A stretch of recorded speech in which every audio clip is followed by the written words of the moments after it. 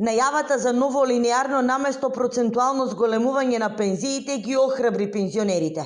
Иницијативните одбори кои во изминатиот период протестирајќи по улиците бараа зголемување, сега упатија јавна благодарност до владата. Велат сумата од 2000 денари воопшто не е за подценување и со ова граѓаните од третата доба конечно ќе можат да живеат достоинствено.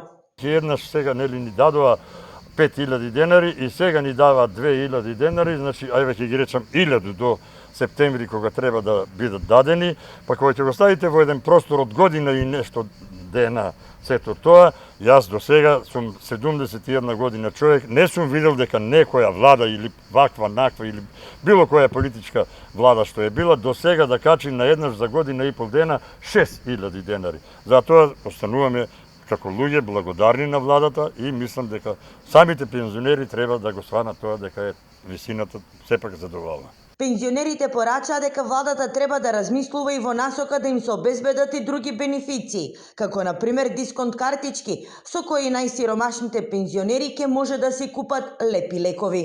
Борбата е, значи, бар на таа најосетлива категорија и за сите други, меѓутоа во едно време, сите пензионери што ќе бидат, ние знаеме дека сме сиромашна држава. Меѓутоа да имат достоинствено бар корка леп да може да јадат и оние што се најсиромашни да се.